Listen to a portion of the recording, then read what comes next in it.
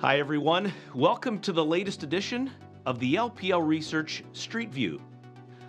One of the top questions investors are asking is what to do, if anything, about a looming government shutdown. So I thought in this video, I'd discuss the top 3 things to know about government shutdowns. And the first one is this. This is nothing new. The government had 21 funding gaps since Congress introduced the modern budget process in the late 70s. Of those 21 times, only 4 have been true shutdowns where government operations were down for more than a business day. And the 4th one was only a partial shutdown because almost half of the 12 appropriations were previously enacted. Second, a shutdown creates a real but only negligible headwind for the economy. If the government is shut down, are we actually saving money? The answer is no, unfortunately. Did you know that federal workers are guaranteed back pay? So even though the workers are forced to be idle during a shutdown, they do get that back pay when things reopen.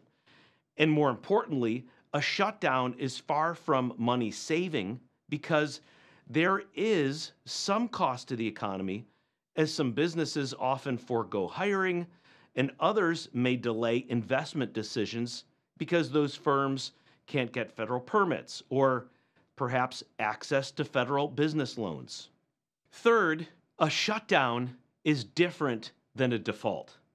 So what's the difference? A default is when a government is unable to pay some of its creditors. Now, when a government is unable to pay its bills, markets get nervous, whereas a shutdown is when the federal government temporarily stops paying workers who perform some type of government service.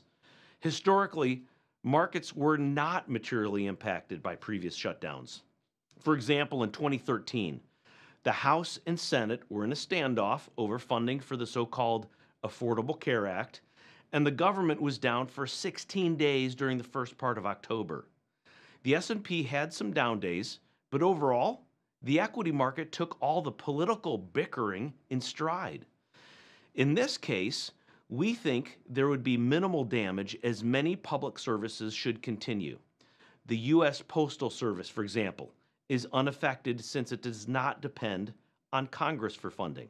The Social Security Administration would keep issuing benefits. Medicare and Medicaid would continue payments since many aspects of these programs are not subject to annual appropriations. Now, if I had to highlight a downside risk, it would be if FEMA runs out of disaster relief should a major storm impact the country. If you want more insights on global market trends, follow us on social media and take care.